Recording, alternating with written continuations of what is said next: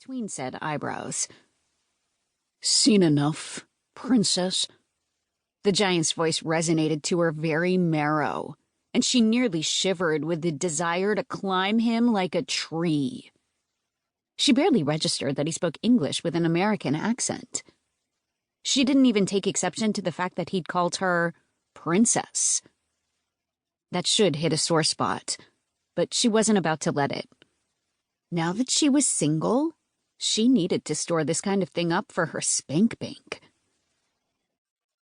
But she knew it was probably better if she said something sooner or later.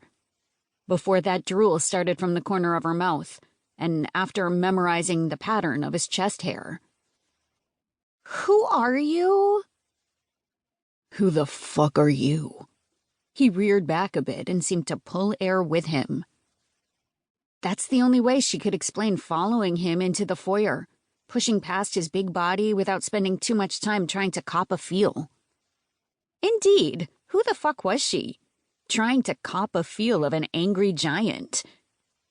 It might be time to admit that she was beyond needing spank bank material and right in the neighborhood of needing to get laid right now.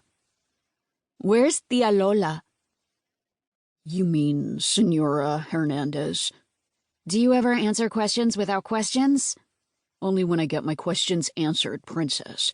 "Stop calling me that." "Answer my questions."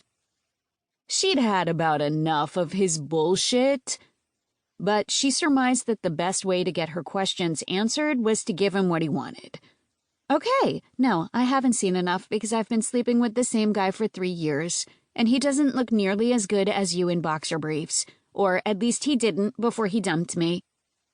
It felt so good to say exactly what was on her mind. With Jeff, she'd always had to watch her words. She took a breath and continued while he still looked taken aback. "I'm Carla Hernandez. Lola Hernandez is my father's aunt. I'm here to bring her something." She felt like a drug dealer carrying around this much money.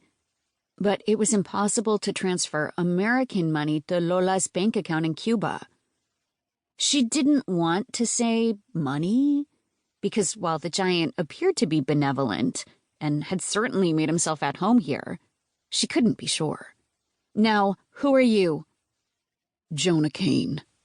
Of course, he had to have a name that sounded like he looked. He appeared to be wearing boulders under his skin. Of course his name would be hard, like rock. "I'm here working on a book and I'm renting a room here." "You're a writer?" she asked, surprised.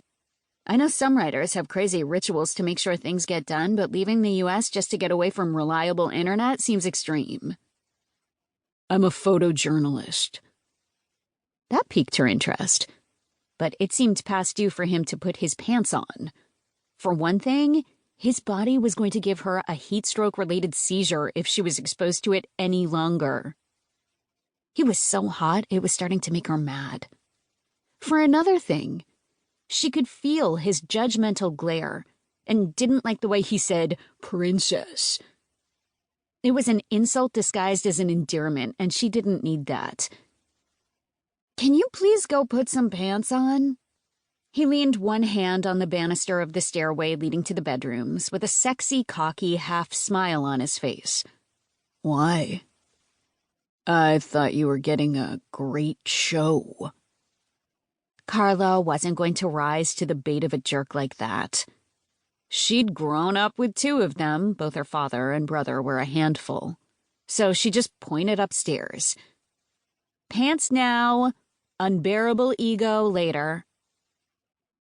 Jonah stomped up the stairs, still cranky from his rude awakening. Mrs. Hernandez had told him her niece was coming for a visit. He wasn't sure what he'd been expecting, but it wasn't the woman who'd shown up at the door. He'd perked right up when she gave him a slow once-over, worrying that he'd have an inconvenient hard-on, one that he couldn't control for the first time in years. She wasn't his usual type. His last girlfriend, if you could call her that, had been a foreign service officer in Kenya. Shannon spoke multiple